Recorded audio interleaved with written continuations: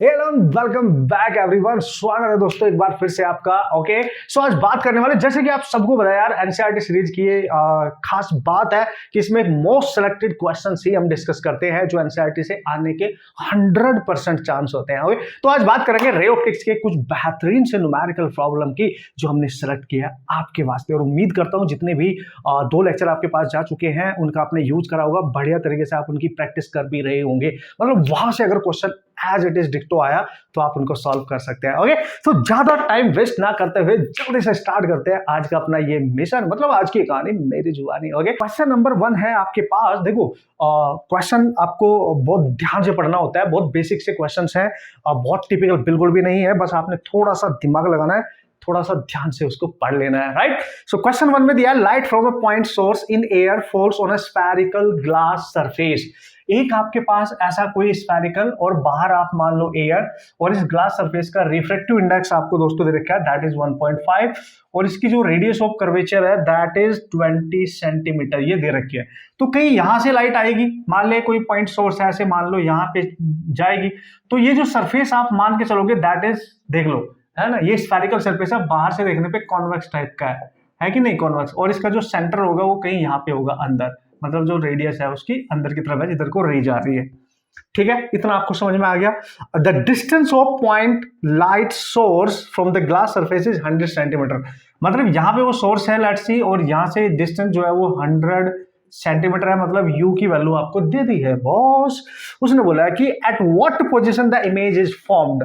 Like ये question ना अपने आप बता रहा है कि भाई कैसे मैंने सॉल्व होना है, बस फॉर्मूला आपने यहाँ पे पुटअप करना है, यूज करना है। जब भी कभी स्फेरिकल सरफेस की बात करें, बाहर के मीडियम को मान लो μ1, उसके अंदर जो मीडियम है उसको मान लो μ2, और देखो ये बाहर है एयर तो इसका रिफ्रैक्टिव इंडेक्स 1 और अंदर μ2 1.5 ज्यादा है, तो रे जा रही है 1 से 1.5 वाले मीडियम में, यानी रेयर टू डेंसर जा रही है।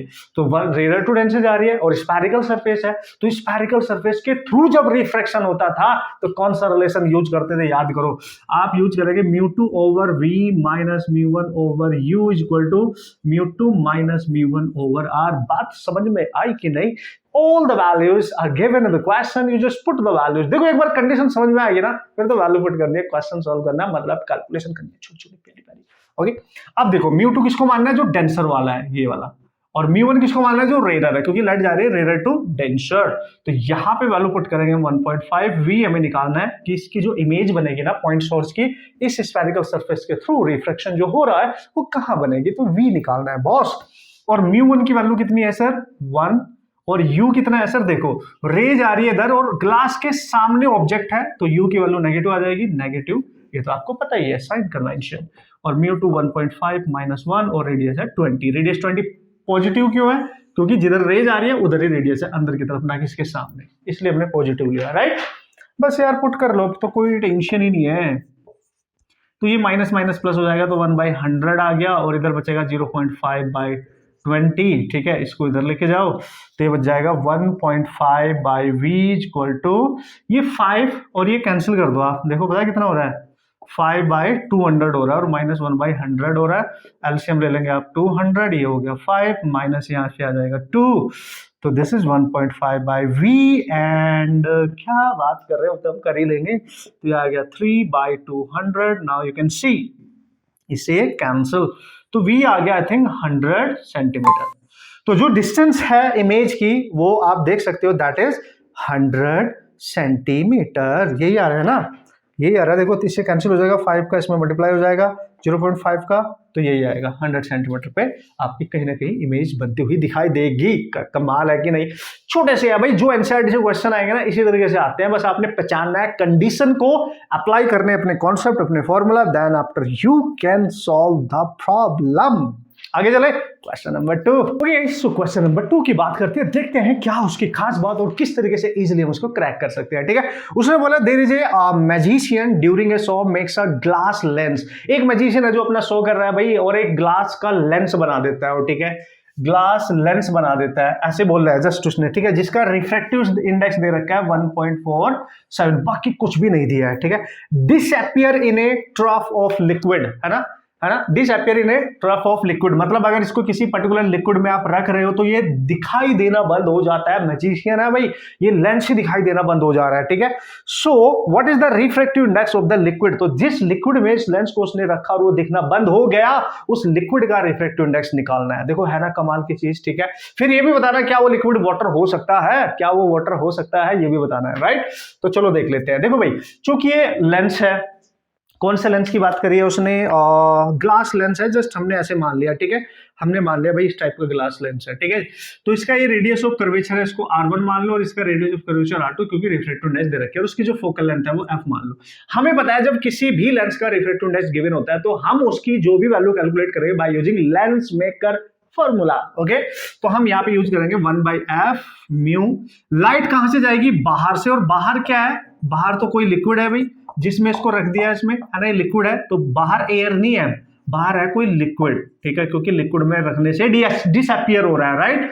तो हम मान लेते हैं लिक्विड का रिफ्रैक्टिव इंडेक्स, राइट, और वो लेंस के अंदर जा रहा है, और लेंस का रिफ्रैक्टिव इंडेक्स n दे रखा है। तो रिफ्रैक्टिव इंडेक्स, लाइट जा रही है लिक्विड से अंदर, यानी लिक्विड से लेंस में, और लेंस का रिफ्रैक्टिव इंडेक्स है आपका ये वाला n में, ठीक है। तो लेंस लिख देता हूँ, स्मॉल n लिख दिया मैंने, ठीक है, और -1 आपको बताया ना फॉर्मूला होता था, और 1/R1 -1/R2, इस तरीके से लिख सकते हैं ना यहाँ इजीली, राइट। अब वो बोलता है कि उस लिक्विड में इस लेंस को रखने से डिसअपियर हो गया। भाई देखो, डिसअपियर होने का मतलब उस पर जो भी लाइट पड़ रही होगी भाई, जो भी लाइट उस पर पड़ रही होगी, एक तरीके से वो अनडिस्टर्ब तरीके से जा रही होगी, डेविएट नहीं हो रही होगी, और वो इन्फिनिट तक जा रही होगी, मतलब उसकी फोकल लेंथ इन्फिनिट तक हो रही होगी। अगर हम कंसेप्ट अप्लाई करें, वो तो मैजिशियन शो कर रहा है अपना, ठीक है, हम कंसेप्ट अप्लाई करें भाई, इसमें जो भी रे जा रही होगी इन्फिनिट तक फोकस कर रहा होगा, तो ये तभी पॉसिबल हो सकता है। देखो ये वाली वैल्यू तो आपकी जीरो नहीं हो सकती, आपकी इस कंडीशन में focal length must be infinite. अगर ये डिसअपियर हो रहा है मतलब इसकी जो रे है वो कहीं इन्फिनिटी पे कहीं फोकस हो रही होंगी, ठीक है। सो इन्फिनिटी हम इसकी फोकल लेंथ ले लेंगे, तो इन्फिनिटी ले लेंगे, और म्यू जो है लिक्विड से जा रहा है और लेंस में जा रहा है -1, और ये वाला फैक्टर R1 -1/R2, और ये हो गया 0, तो 0 लिख देंगे इसको, और इसको लिख सकते हैं म्यू, क्योंकि लेंस लिक्विड से लेंस में जा रही है लाइट, तो refractive index of the lens, refractive index of the liquid -1, और यहाँ पे आ जाएगा 1/R1 -1/R2, राइट। मतलब देखो यार सीधी सी बात है, एक प्लेन शीट की तरह काम करेगा, और प्लेन शीट की जो फोकल लेंथ है एक तरीके से वो तो हम इन्फिनिटी मान के चलेंगे ना, ठीक है। तो देखो ये प्रोडक्ट है, ये वाला टर्म और ये वाला टर्म का प्रोडक्ट इसके 0 है। ये वाला टर्म कभी 0 नहीं होगा लेंस के लिए, क्योंकि ये रेडियस वाला टर्म है, ठीक है, ये तो 0 हो ही नहीं सकता, तो इसको तो हम 0 करेंगे, तो हम इस वाले को 0 करेंगे, ठीक है। तो हम लिखेंगे म्यूएल ओवर म्यू कैपिटल L -1 = 0, और इसका डिफरेंट इंडेक्स कितना दे रखा है, n, लेंस का n/μl = 1, ये 1 इधर लेके जाओ, तो यहां आप देख सकते हो n = μl, यानी लिक्विड का जो रिफ्रैक्टिव इंडेक्स आ रहा है, जो हमने लिक्विड माना है, वो n के इक्वल ही आ रहा है, 1.47 ही आ रहा है, ठीक है। अगर वो बोलता है अगर इस लेंस को ऐसे लिक्विड में रख दें कि जिसका रिफ्रैक्टिव इंडेक्स लेंस के रिफ्रैक्टिव इंडेक्स के इक्वल हो जाए, तो उस कंडीशन में फोकल लेंथ आपकी इनफाइनाइट हो जाएगी, और जो आपकी जो रे है वो अनडिस्टर्ब तरीके से आगे मूव कर जाएंगी, कहीं फोकस करेंगी, इन्फिनिटी पे जाएगी, राइट। तो डिसअपियर होता हुआ आपको नजर आता है, बात खत्म। तो यहां पे जो लिक्विड है जिसमें उसको रखा है इस पर्टिकुलर कंडीशन में कि लेंस डिसअपियर हो रहा है, वो ऐसे उस मैजिशियन ने आपको बनाने के लिए बेवकूफ उसने ऐसे लिक्विड में रख दिया कि जो लेंस का रिफ्रैक्टिव इंडेक्स है वही लिक्विड का भी रिफ्रैक्टिव इंडेक्स है, तो उस केस में फोकल लेंथ आपकी इन्फिनिटी पे जाके फोकस हो जाएगी। यार समझो बात को, ठीक है। एक प्लेन शीट की तरह काम करेगा, और लेंस दिखेगा ही नहीं कि लेंस है, प्लेन शीट की तरह काम करेगा, ठीक है। तो दिस मस्ट बी 1.47, और हम कह सकते हैं कि जो वाटर होता है, वाटर का रिफ्रैक्टिव इंडेक्स होता है 1.33, और ये देख सकते हो ये ज्यादा है ये कम है, तो ये वाटर की तरह काम नहीं, ये लिक्विड वाटर है नहीं, क्योंकि वाटर का तो 1.33 होता है, तो बहुत ज्यादा है, राइट।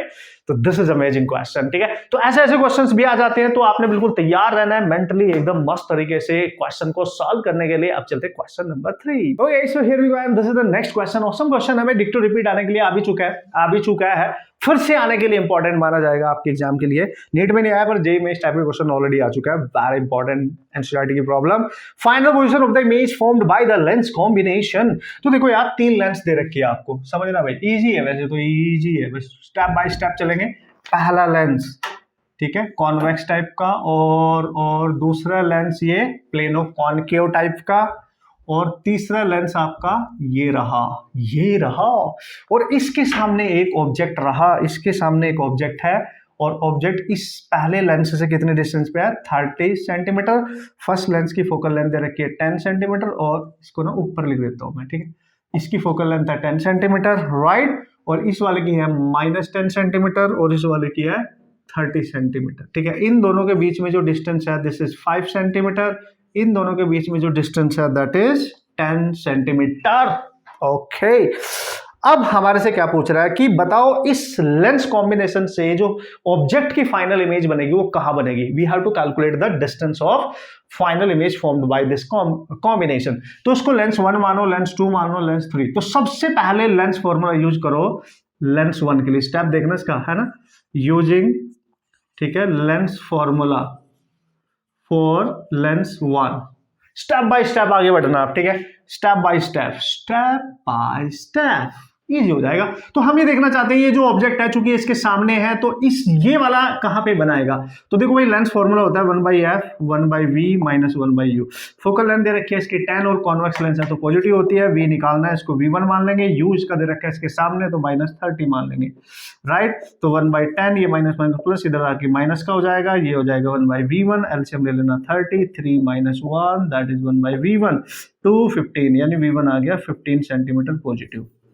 मतलब इस ऑब्जेक्ट की जो इमेज बनेगी इस लेंस के थ्रू वो इससे 15 सेंटीमीटर चूंकि पॉजिटिव आ रहा है इसके बिहाइंड इधर बनेगी कहीं राइट साइड में, ठीक है, 15। इनके बीच में डिस्टेंस 5 है, ये 5 और ये 10 तो 15, तो इमेज कहीं यहां बनने वाली है, ठीक है, जो इमेज जो भी बनेगी I1, राइट, जो इसने बनाई है इस ऑब्जेक्ट की। अब ये इमेज इसके देखो राइट साइड में है और इससे कितनी दूर बनी है इमेज, देखो यहां से यहां तक की डिस्टेंस 15 है तो ये कितनी होगी इसके लिए, ये वाली 10 है ऑब्वियसली 10 सेंटीमीटर, तो ये U2 के लिए काम करेगी इसके लिए ऑब्जेक्ट का। ये इमेज इस लेंस के लिए ऑब्जेक्ट का काम करेगी और ये इसके राइट साइड में है, ठीक है। तो हम यूज करेंगे using lens formula for L2। Lens 2 के लिए बॉस, तो लेंस 2 के लिए आपको यहां पे यूज करना पड़ेगा f2 1/v2 1/u2।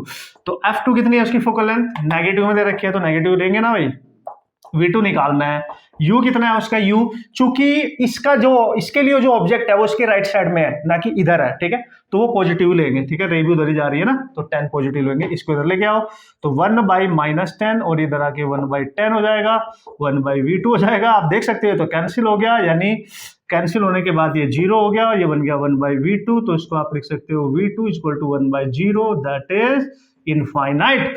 उत्तरी, इसका मतलब ये लेंस इस इमेज का जो इमेज ये इसके लिए ऑब्जेक्ट का काम कर रही है तो इस ऑब्जेक्ट की ये लेंस इन्फिनिटी पे इमेज बनाएगा। आप देखो इन्फिनिटी पे इमेज बन रहा है, लेकिन अभी भी ये लेंस बचा है, फाइनल तो यही बनाएगा, फाइनल तो यही बनाएगा।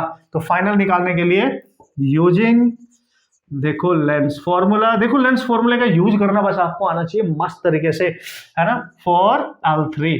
तो भाई 1/f3 1/v3 - 1/u3, तो f कितना है इसका 30, v3 निकालना है और ऑब्जेक्ट देखो इसकी जो इमेज बनी वो इसके लिए ऑब्जेक्ट का काम करेगी, कहां पे, इन्फिनिटी पे, तो इन्फिनिटी 1/∞ हो जाता है 0, तो ये बन गया 1/30 दैट इज 1/v3। तो v3 जो आ गया वो आ गया 30 सेंटीमीटर, 30 सेंटीमीटर पॉजिटिव आ रहा है, मतलब इस लैंप्स कॉम्बिनेशन से बाहर, क्योंकि यहां से यहां तक 15 है, राइट, ठीक है, तो इससे बाहर मतलब इससे इसके राइट साइड में पॉजिटिव आ रहा है, इसके राइट साइड में 30 सेंटीमीटर आ गई, यहां से देखो आप, यहां से, ठीक है, इधर कहीं बनेगी, है ना, 30 सेंटीमीटर अवे।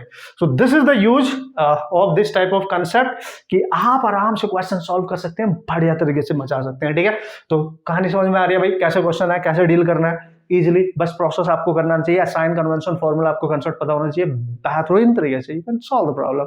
चलते हैं नेक्स्ट क्वेश्चन, ओके। तो ये so here we go, this is the next question, बहुत प्यारा सा, छोटा सा, लेकिन खोटा सा, समझना पड़ेगा आपको, पढ़ने के बाद क्वेश्चन को समझना पड़ेगा, यही तो एनसीईआरटी का कमाल है। और इसी टाइप के क्वेश्चन तो हमारे एग्जाम में एज इट इज रिपीट होते हैं, नीट हो चाहे जेईई मेंस हो, अब तो जेईई मेंस ऑलमोस्ट हो चुका है, नीट आपका ऑलमोस्ट क्या हो चुका है, ठीक है, नीट आपका अब होने वाला है, राइट, क्योंकि 15 को तो लास्ट है बॉस जेईई में, राइट।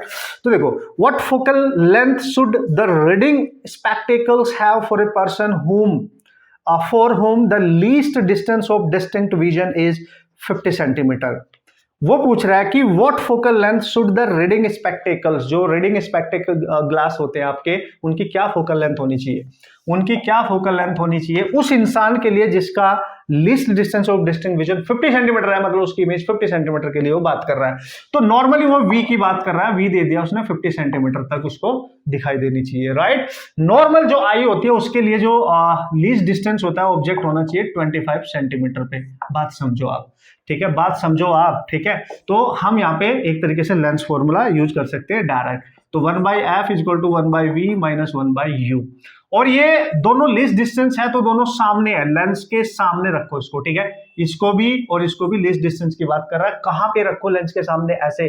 तो उसने इस क्वेश्चन के अकॉर्डिंग उसने बोला 50 सेंटीमीटर, तो हम उसको वी लेंगे। नॉर्मल जो होता है ऑब्जेक्ट लीस्ट डिस्टेंस पे वो 25 सेंटीमीटर लेते हैं, उसको यू लेंगे, और दोनों ही नेगेटिव क्योंकि लेंस के सामने, राइट। तो बस पुट कर दो, फोकल लेंथ निकालेंगे। देखो बस इतना ही समझना था यहाँ पे कि वी किसको ले, यू किसको ले, है ना। जो नॉर्मली जो होता है वो तो भाई 25 होता है, उसने दिया है 50, तो हम उसको वी ले लेंगे, राइट। तो ये हो गया -50 -25, तो 1/f इक्वल टू, इसका एलसीएम ये माइनस माइनस प्लस, तो 50 हो जाएगा -1 और ये हो जाएगा 2, एंड दिस इज 1/50। तो f आ गया प्लस का 50 सेंटीमीटर। तो देखो ये तो मैंने चलो ऐसे ही बना दिया था, हमें नहीं पता था कौन सा लेंस है, कॉन्वेक्स है कि कॉनकेव है। इसकी जो फोकल लेंथ आ रही है पॉजिटिव में आ रही है, इसलिए कॉन्वेक्स लेंस है। कौन सा लेंस है अगर पूछ ले, कॉन्वेक्स लेंस होगा। किसकी कितनी focal length, 50 centimetre in this condition. समझ गए ना बात को, क्योंकि क्वेश्चन में नहीं डिफाइन किया था कि कॉन्वेक्स है कि कॉनकेव है, तो हमने पहले फोकल लेंथ निकाली, अगर नेगेटिव होता है तो कॉनकेव होता है, पॉजिटिव आता है कॉन्वेक्स है। ओके, नेक्स्ट क्वेश्चन की तरफ चलते हुए, okay so here we go and this is the next question. अच्छा क्वेश्चन, बढ़िया क्वेश्चन, प्यारा क्वेश्चन, डिक्ट आने के लिए वेरी इंपॉर्टेंट। इस टाइप के कैटेगरी क्वेश्चन जरूर जरूर जरूर पूछ लिए जा सकते हैं। Small bulb is placed at the bottom of a tank containing water to a depth of 80 centimetre, right. एक छोटा सा बल्ब है, एक टैंक ले लो और इसमें पानी भर लो, पानी वानी वानी वानी वानी, और यहाँ पे बल्ब आपने रख दिया है। इसकी डेप्थ दे रखी है आपने h, दैट इज 80 सेंटीमीटर, जिसको आप लिख सकते हो 0.8 metre. Okay, so what is the area of the surface of the water through which the light from the bulb can emerge out. मतलब ये बल्ब है, इससे लाइट जो बाहर निकल रही है, सपोज करो इतने से एरिया में से बाहर निकल रही है लाइट, बाकी यहां से कोई लाइट बाहर नहीं निकल रही है, लाइट केवल इससे इस तरीके से बाहर निकल रही है, ऐसे मान लो आप, केवल इतने एरिया से ही निकल सकती है बाहर। तो इसका एरिया बताओ। तो भाई इसका अगर एरिया निकालना है तो भाई सर्कल मानेंगे πr²। हमें रेडियस चाहिए, बस मेन है इसकी रेडियस। इसकी हाइट पता है, इसका रिफ्रैक्टिव इंडेक्स इसमें जो लिक्विड है वो दे रखा है क्या, वो दे रखा है 1.33, जो कि होता है 4/3। तुम्हें तो पता ही होगा, मतलब ये तो वाटर है, अरे ये तो वाटर है। तो जब भी रेडियस इस टाइप का क्वेश्चन आए कि डेप्थ पे एक बल्ब रखा है या कुछ भी इस तरीके की सिचुएशन है और एक सर्कल से और लाइट केवल बाहर निकल रही है, तो बताओ उसका एरिया या रेडियस है डाया क्या होगा। तो पहले उसकी रेडियस निकाल लो, याद रखना, डायरेक्ट फॉर्मूला बता रहा हूँ, पूरा सॉल्व करने की जरूरत नहीं है। μ² -1, ये रिलेशन याद रखना, वेरी इंपॉर्टेंट, बहुत क्वेश्चन आते हैं बॉस।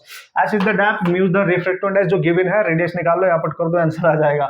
तो आर एच कितना है 0.8, म्यू कितना है सर 4/3 का होल स्क्वायर -1, 0.8। इसको सॉल्व करेंगे 3 ऊपर जाएगा क्योंकि 3 का स्क्वायर है, स्क्वायर रूट से बाहर आएगा तो ऊपर जाएगा, नीचे 16 - 9 तो 7 बचेगा, ठीक है। 2.4/√7 ये बचा आपके पास। और रेडियस यहां लिख देंगे तो एरिया आ जाएगा 3.14 इंटू, नहीं 22 ले लो ना, 22/7 ले लो ना, 2.4/√7 ले लो ना, √7 से ऊपर मल्टीप्लाई कर दो, √7 से नीचे, तो मजा नहीं आएगा ना, ना कॉम्प्लेक्स हो जाएगा। कॉम्प्लेक्स नंबर नहीं बनाना बॉस, कॉम्प्लेक्स नहीं बनाना है, ठीक है, ऐसे ले लो। तो 3.14, रेडियस आ गया आपकी 2.4/√7 का होल स्क्वायर, 3.14 इंटू 2.4 इंटू 2.4 और नीचे आ गया 7। इसको सॉल्व करेंगे, सॉल्व करने के बाद जो नियर अबाउट क्वेश्चन का आंसर आ रहा है 2.6 के आसपास आ रहा है, ठीक है। और मैंने इसको किसी में चेंज कर लिया था बॉस, ओके ठीक है, इतना आ जाएगा मीटर स्क्वायर, क्योंकि मीटर में मैंने इसको चेंज कर लिया था। ये एरिया लगभग इतना आएगा, आपको चेक कर लेंगे। Most importantly this formula, area पूछे, रेडियस पूछे, डायमीटर पूछे, कुछ भी पूछे, ये फॉर्मूला। कभी कभी रेडियस गिवन होती है तो म्यू पूछ लेता है, म्यू रेडियस गिवन है, म्यू गिवन है तो हाइट डेप्थ भी पूछ लेता है, बस इस तरीके से याद रखना। समझ गया ना कंडीशन क्या है। वाओ, अगर बल्ब ना बोला हो तो क्वेश्चन में तो फिश बोलता है कि एक फिश है ना, तो उस कंडीशन में वो क्वेश्चन डिजाइन करना था आपने और उसको सॉल्व करना था आपने मस्त तरीके से। Okay okay, so here we go, this is the next question और मजा आने वाला है इस नेक्स्ट क्वेश्चन में। प्यारा सा है, छोटा सा है और लास्ट ईयर भी इस टाइप का क्वेश्चन एज इट इज पूछा गया था भाई। लास्ट ईयर भी फॉर्मूला बेस्ड डायरेक्ट पूछा गया था। तो double convex lens are to be manufactured from a glass of refractiveness 1.55। ठीक है, एक ग्लास से जिसका रिफ्रेक्टिवनेस इतना है, एक डबल कॉन्वेक्स लेंस बनाया गया है, मतलब दोनों ही सरफेस कॉन्वेक्स है, ये वाला भी और ये वाला भी।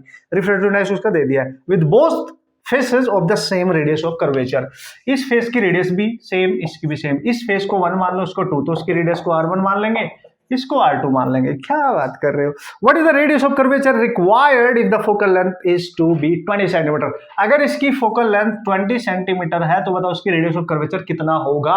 और दोनों रेडियस ऑफ कर्वेचर सेम ही तो है। तो लेंस मेकर, जब भी म्यू गिवन और लेंस की बात करें तो लेंस मेकर यूज करो। Mu minus 1/R1 minus 1/R2, मचा डालो, वैल्यू पुट कर डालो। क्या बात कर रहे हो? देखो फटाफट हो रहा है ना, है ना, फटाफट। तो देखो ये फोकल लेंथ है, चूंकि कॉन्वेक्स लेंस है तो पॉजिटिव रहेगी 20। म्यू दे रखा है 1.55 माइनस 1 हो जाएगा सर। ठीक है सर, और ये R तो सेम ही है। तो देखो दो लेफ्ट साइड पे, जो ये मैंने सिखा रखा है तुम्हें, जो लेफ्ट साइड पे सरफेस है उसकी रेडियस पॉजिटिव लेनी है कॉन्वेक्स में, और जो राइट साइड पे नेगेटिव लेना है। तो ये हो जाएगी माइनस की R, तो 1/20 ये बचेगा 0.55, क्योंकि 1 आपने सब्ट्रैक्ट कर दिया, माइनस 1 प्लस 2/R। चलो भाई, चलो भाई, 2 से मल्टीप्लाई करो, ये आ गया ना। ठीक है, यहां मल्टीप्लाई करो, बाई R करो, क्रॉस मल्टीप्लाई करो इसमें, तो देख सकते हो आप R इज इक्वल टू आ गया 20 into 1.1, that is 22 centimetre, right. This must be the radius of curvature of this lens, 22 centimetre. कमाल है सर, बहुत इजी है सर, मस्त तरीके से। देखो बहुत जल्दी क्वेश्चन सॉल्व हो जाएंगे, टेंशन मत लो आप। और बहुत जल्दी मैं सारे एनसीईआरटी कवर अप करने वाला हूं, don't worry about that. Okay, बस करते रहना मस्त तरीके से, मस्त तरीके से। ओके, तो guys here we go, this is the last question, मस्त question, question number 8। At what angle should a ray of light be incident on the face of a prism of refracting angle 60 degree? मतलब ये देख लो कि एक prism है और इसका refracting angle का मतलब एंगल ऑफ प्रिज्म दे रखा है 60 डिग्री, और एक इसके सरफेस पे लाइट टकरा रही है। ये आई पूछ रहा है आपसे कि कितना होना चाहिए आई। अगर कंडीशन अप्लाई कर दी है, अगर such that it just suffers total internal reflection at the other face, मतलब ये लाइट जब इसके अंदर जाएगी, इस पे टकराएगी, तो इस सरफेस से जब ये बाहर निकलेगी, नहीं निकल पाएगी, इसी पे टोटल इंटरनल रिफ्लेक्शन होगा, तो ये 90 हो जाएगा। ये एंगल हम R2 मानते हैं, इसको हम R1 मानते हैं, है कि नहीं। तो यहाँ पे TIR हो रहा है, बस ये ध्यान रखिए, टोटल इंटरनल रिफ्लेक्शन। TIR की कंडीशन आप सबको पता है। The refractive index of the material of the prism is this. इस प्रिज्म का रिफ्रैक्टिव इंडेक्स 1.254। ये जो क्वेश्चन है ना, है तो इजी, लेकिन इसका डेटा इस तरीके से गिवन है ये कि ये थोड़ा सा कैलकुलेशन में टिपिकल होने वाला है। तो चलो मैं करा तो रहा हूं, आप इसका आंसर भी याद रखेंगे, पर देने के चांस बहुत कम रह जाएंगे। हाँ, थोड़ा बहुत डेटा को चेंज करके एज इट इज दिया जा सकता है, जिससे कैलकुलेशन कॉम्पिटिटिव एग्जाम में इजी हो जाए, अदरवाइज यहाँ टिपिकल होने वाली है। ठीक है, हैव ए लुक, इसलिए मैं क्वेश्चन दे रहा हूँ आपको। ठीक है, देखो भाई, जब भी ऐसा क्वेश्चन आए कि इंसिडेंट एंगल बताओ, तो बाहर एयर है, एयर से जा रही है, इसका रिफ्रैक्टिव μ1 मान लो, अंदर इसका μ2 मान लो। तो पहले यहाँ पे स्नेल्स लॉ यूज करो, बाहर से लाइट जा रही है तो refractive index into sine of incidence angle is equal to, अंदर जा रही है refractive index into sine of angle of reflection, that is R1। तो ये तो हो जाएगा 1 इंटू साइन ऑफ आई तो निकालना है, μ2 दे रखा है 1.524, और साइन ऑफ R1 हमें नहीं पता है। और अगर ये R1 पता चल जाए ये कितना है तो मजा आ जाएगा। देखो यहाँ से साइन आई आ जाएगा, इसको इक्वेशन नंबर ए मान लो, right. Super right sir, super right. अब हम बात करेंगे जहां पे TIR हो रहा है। अब लाइट अंदर से बाहर जाना चाहती है तो यहां पे यूज कर लेंगे। देखो अंदर से जा रही है μ2 से, किसके साथ? R2 के साथ। कहां जाना चाहती है? बाहर, और बाहर रिफ्रैक्टिव इंडेक्स 1 है और एंगल ऑफ रिफ्रैक्शन इमर्जेंस 90 है। साइन 90 कितना हो गया? 1। तो साइन ऑफ R2 कितना आ गया? 1/μ2। μ2 कितना दे रखा है? 124। देख लो आप खुद ही। अब इसको सॉल्व करना है, यहाँ से R2 निकालना है, that is a typical job, that is a typical job. यहां से सॉल्व करने के बाद जो डेटा मेरे पास यहां पे बनने वाला है, ये वैल्यू आएगी 0.6 समथिंग लाइक दैट, 56 कुछ ऐसे निकल के आ रही है। तो जब मैं इसको साइन ऑफ R2 को निकालूंगा 0.656, ये वैल्यू लगभग R2 जब एंगल होता है 41 डिग्री के आसपास तब होती है, ये याद रखना है आपने। ठीक है, अगर एज इट इज डेटा आया इस रिफ्रैक्टिव इंडेक्स के साथ तो ये एंगल आएगा R2। अगर R2 आ गया, हमें चाहिए R1 और A ऑलरेडी दे रखा है। तो याद करो एक कंडीशन मैंने आपको बताई थी, जो प्रिज्म एंगल होता है वो सम होता है R1 प्लस R2 का। तो ये है 60, हमें चाहिए R1, ये दे दिया 41, तो R1 आ गया 60 minus 41 and that is 19 degree. तो R1 की वैल्यू 19 डिग्री आ गई, यहां पुट करो तो साइन ऑफ I आ गया 1.524 साइन ऑफ 19। ठीक है बॉस, ठीक है बॉस।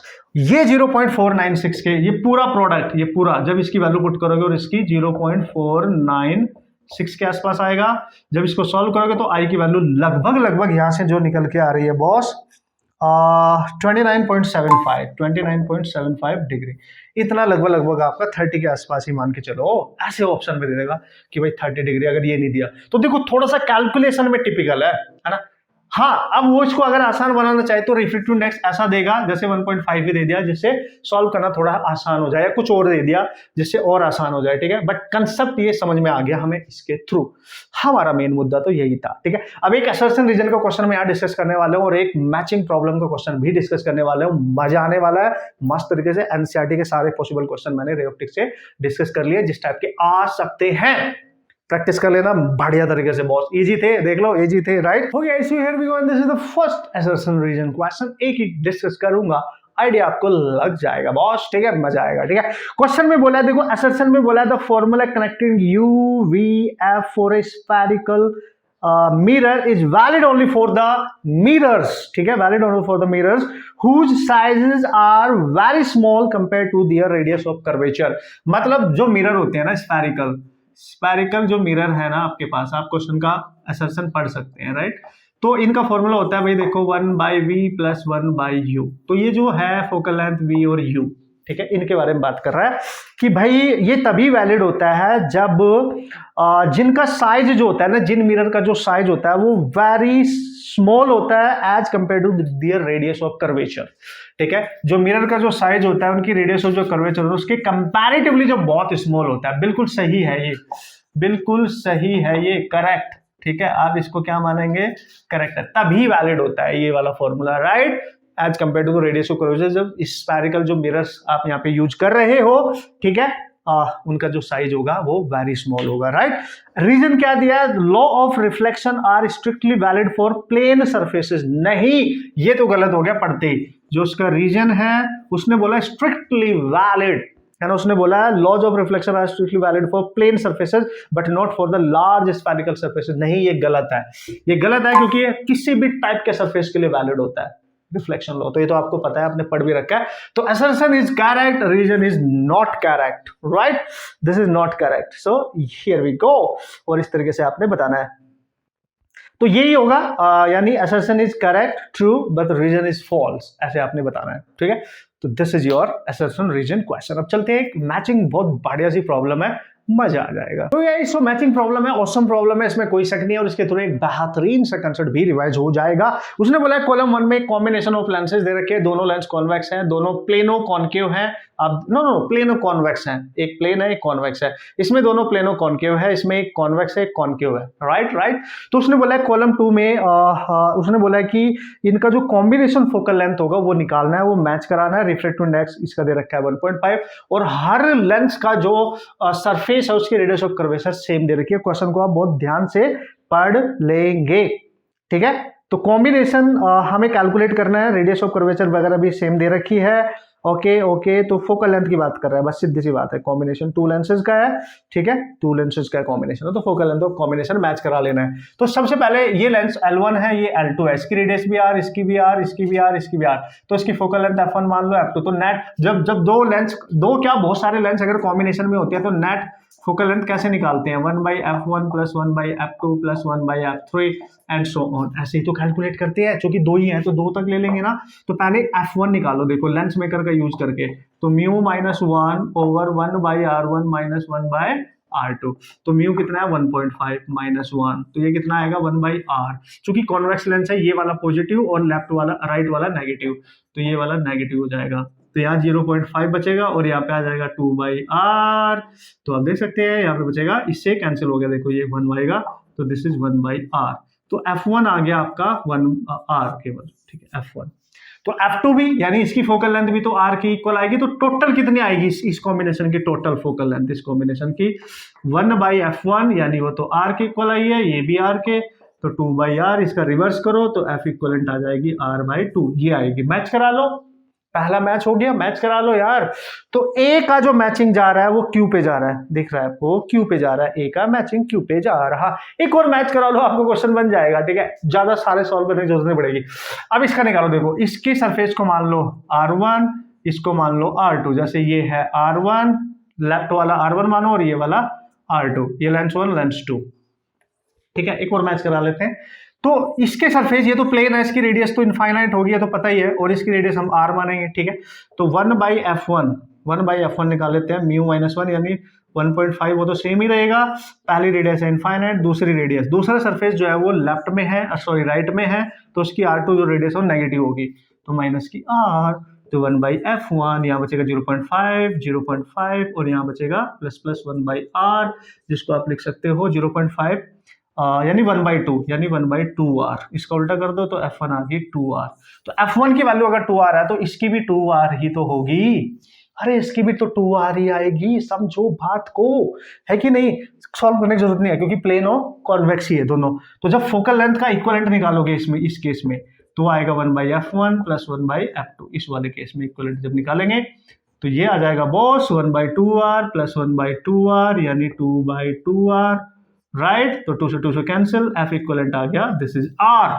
तो मैच करा लो, यानी सेकंड B कॉम्बिनेशन का जो इक्वलेंट आ रहा है वो R आ रहा है, दैट इज S, यानी B कनेक्ट करेगा S को, यानी जो P है, P नहीं, A कनेक्ट कर रहा है Q को ना, यस, Q को, और B कनेक्ट कर रहा है S को। बाकी आप इस तरीके से सॉल्व करेंगे और पूरा कैलकुलेशन आंसर मैच करा के मेरे को बताएंगे। ऐसे तो इजी है, आप कर सकते हैं।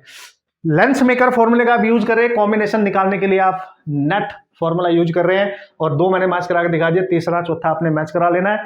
अब इजीली आप मैच करा सकते हैं। तो दोस्तों ये थे कुछ बेहतरीन से क्वेश्चन जो यहाँ डिस्कशन करने थे छोटी सी प्यारी सी लेक्चर में। Ray optics NCERT assertion reason का एक बेहतरीन से क्वेश्चन, और हमने मैचिंग का भी एक क्वेश्चन देख लिया। कंसेप्ट हमने कहीं ना कहीं रिवाइज कर लिया है। अच्छे से प्रैक्टिस करना है क्योंकि बहुत सारे कंसेप्ट ऑलरेडी आपने सीख रखे हैं। यहाँ पे हमने बात करनी थी एनसीईआरटी के क्वेश्चंस की जो हमने डिस्कस किए हैं इंपॉर्टेंटली, राइट। प्रैक्टिस करते रहना, मेहनत करते रहना दोस्तों, डाउट अपने पूछते रहना बिना शर्माए, और बहुत दमदार तरीके से पूरी एनर्जी के साथ इस समय आपने प्रैक्टिस करनी है क्योंकि एग्जाम होले होले होले एकदम पास आ चुका है आपके। ओके, मिलेंगे जल्दी ही आप सबसे, और अच्छे जाए आपके एग्जाम, इसलिए दुआ करेंगे भगवान से, और आपका मन लगा रहे और आपका दिमाग आपका साथ दे और आप प्रैक्टिस करते रहे। Okay, all the best.